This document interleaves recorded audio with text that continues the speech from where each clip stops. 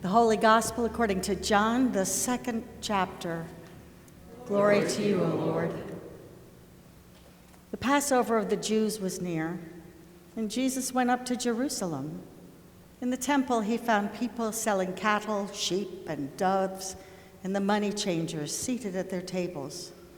Making a whip of cords, he drove all of them out of the temple, both the sheep and the cattle. He also poured out the coins of the money changers and overturned their tables. He told those who were selling the doves, "Take these things out of here. Stop making my Father's house a marketplace." His disciples remembered that it was written, "Zeal for your house will consume me." The Jews then said to him, "What sign will you show us for doing this?" Jesus answered them, "Destroy this temple, and in 3 days I will raise it up." The Jews then said, "This temple has been under construction for 45 years, and will you raise it up in 3 days?" But Jesus was speaking of the temple of his body. And after he was raised from the dead, his disciples remembered that he had said this, and they believed the scripture and the word that Jesus had spoken. This is the gospel of the Lord. Praise to you, O Christ. We sit.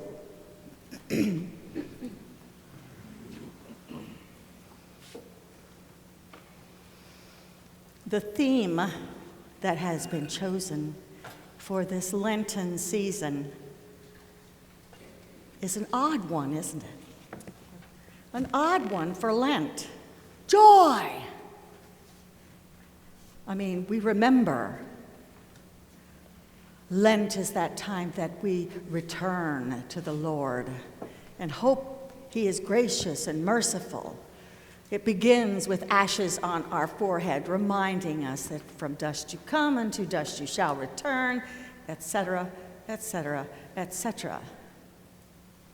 And I don't know of actually 3 lessons that seem farther from joy than these 3.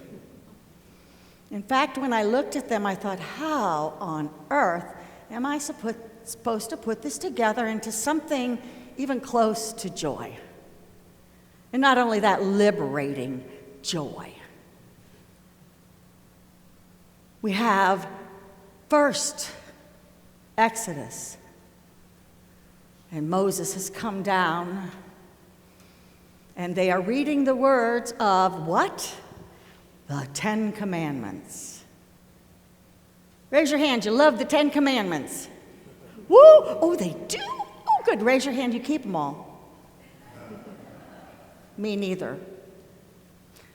No. Okay. And many of us think of the 10 Commandments as that very special checklist that God gave his people of things to do. Thou shalt have no other gods before me. Check. Okay. Do not take the name of the Lord your God in vain. Oh, got to cross that one off. I drove here today and somebody was on my bumper. Didn't do that. Do not kill. Haven't done that today.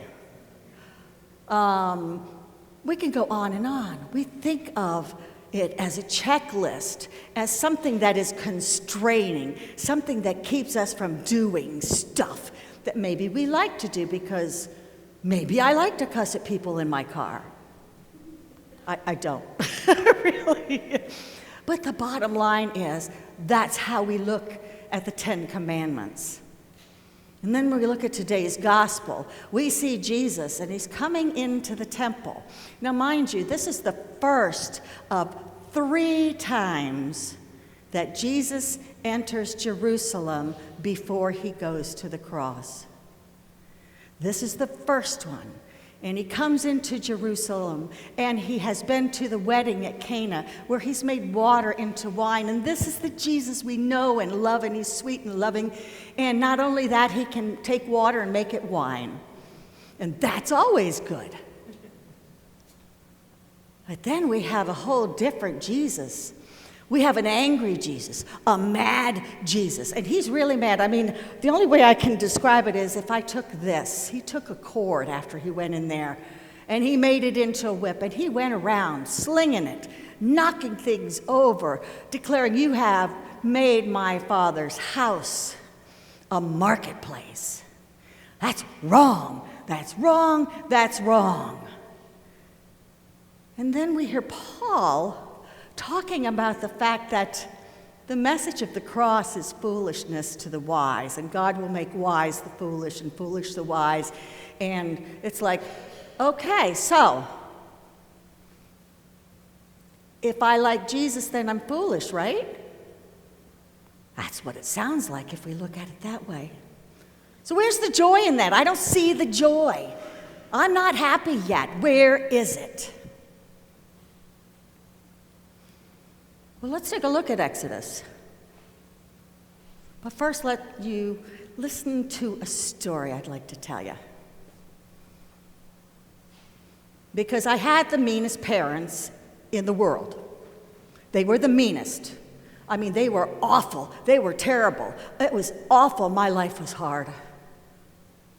In fact, I knew, especially my mother, when I was 12, that she was going to ruin my life. She wouldn't let me do anything. Can I go over to so-and-so's house after school? No, I haven't met their parents. Well, can I stay up until? No, you're not staying up to watch Johnny Carson, besides he uses bad words. Well, can I be on the phone for more than 5 minutes? You remember those days when it was hooked to the wall. No, if you can't say what you have to say in 5 minutes, you don't need to be on the phone. My mother was ruining my life. Of course, I didn't get any dates at 12 years old because my mother wouldn't let me have any fun. And I knew. At 12 years old now, I knew everything. I was ready for the world. Yes, I was. We also had chores, and they were awful. I hate chores. And my chore every Saturday, actually there were 2 of them, was to clean my bedroom and to clean one of the 2 bathrooms in the house. That was my chore every Saturday because my mother was a teacher and she worked, and Saturday was cleaning day. Awesome. So, one Saturday, I didn't feel like cleaning. I didn't want to. In fact, a friend of mine says, "Hey, let's go play in the woods." Some trees, we had a house that was surrounded by woods, okay? Some trees were knocked down in the last hurricane, and we can climb up and jump off. And we can make a fort. We can do this, we can do that. And I thought, oh, wow. That's a whole lot better than cleaning my room, right? I like it. So what did I do? I went. I didn't tell Mother I was going. I didn't tell Mama who I was going with. I didn't tell her where I was going. I left my chores and just disappeared.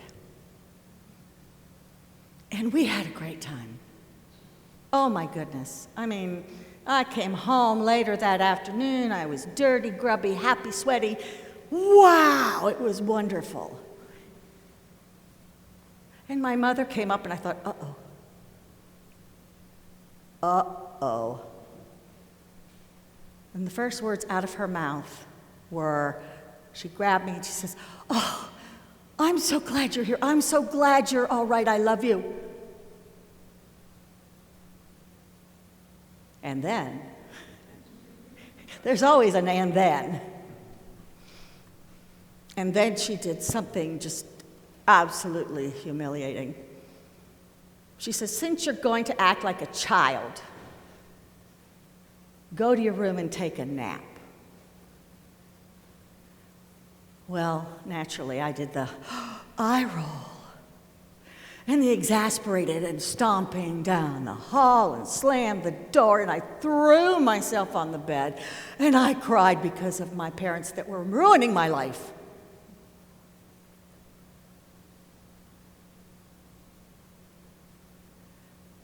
And then we see Jesus in the temple. And what's he doing? He's ruining people's lives. He's ruining their livelihood. He's knocking over the money changers' tables. I mean, they were making some good money. They weren't doing anything any good credit card company wouldn't do nowadays. You got to trade in the drachmas to get the temple money. And of course, we're going to charge you a little bit of fee up front to do that. You got to buy the right animal to sacrifice if you want to go inside. And you can only get them here, you can't bring them in. You got to be the right kind of person. You got to be the right, socioeconomic level. You got to be this, that, and the other thing. What we're looking at is a courtyard of the temple that was full of extortionists and people who cheated people only to make money and have power and wealth and, yeah.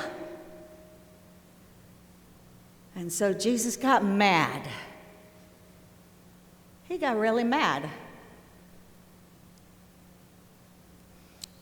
So I haven't seen the joy yet, have you? Well, if we look a little bit closer, we see the joy. In the story of Exodus, the very first words of our lesson today were that I am the Lord your God. Now, not just y'all's God, where you can sit back in the crowd and go, okay, I'm part of the group, just don't point at me. No. I am the Lord, your God, singular. You, all of us individually. We are the ones to whom God pointed and said, I am the Lord your God. I brought you forth out of slavery from Egypt. I rescued you. I didn't have to. I didn't give you the 10 Commandments up front and say, please, please, please, if you don't do this, I'm not rescuing you. No. Why? Because I'm the Lord your God. Because I love you. I'm going to rescue you. Not because you did these things, because I love you. Because I love you, I give you me. Because I love you, you don't need any other gods. Look to me. Look at me. I got you. Because I give you everything you need, you don't need to steal. Because I made you in my image, you don't need to kill. Because I give you all the things that make your life better, you don't need to want things that belong to other people. Because I love you. The love comes first. The redemption comes first.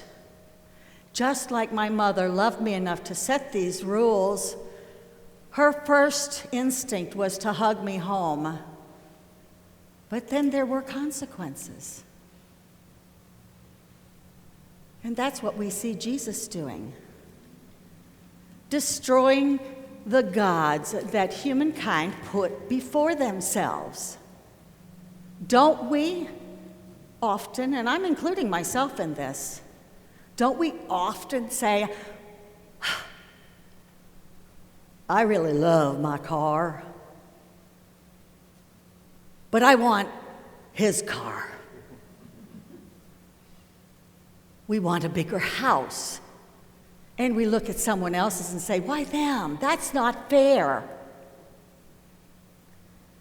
In our political arena, there's so much hate and difference. It's very hard to listen to because we have learned, rather than stand on God's promise that God's love is there and we are good enough, we have learned we have to tear somebody else down, despite the fact that they are also made in God's image.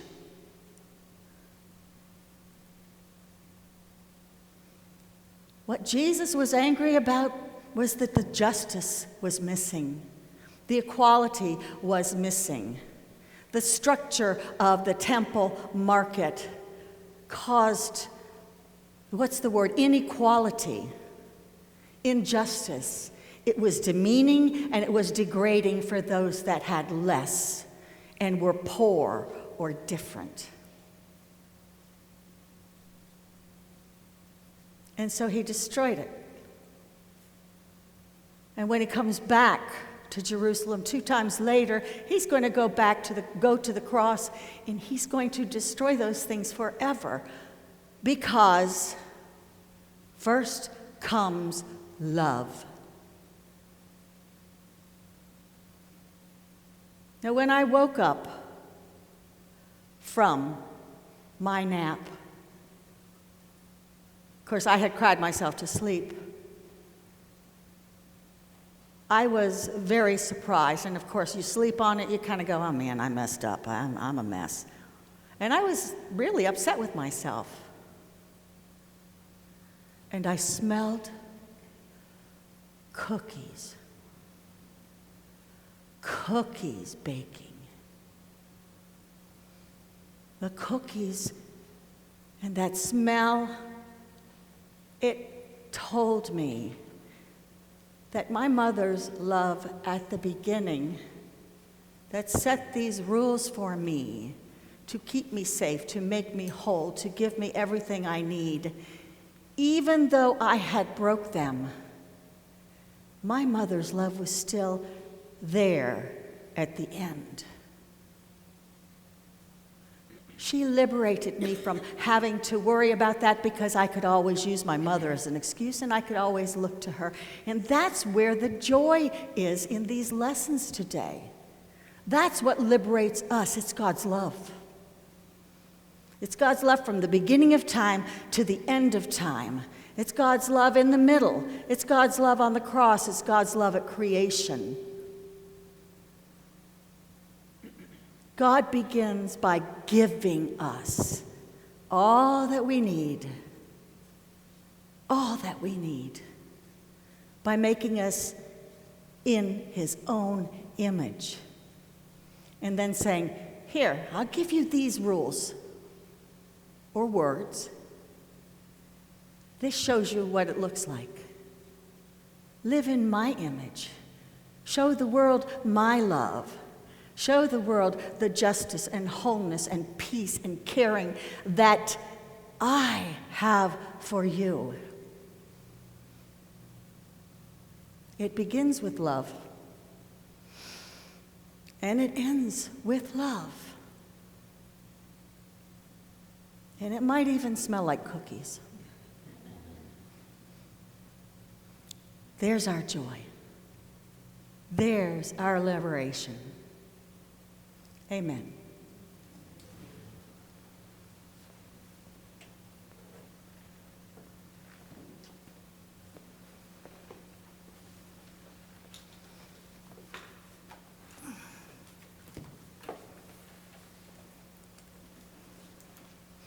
We stand for our next hymn.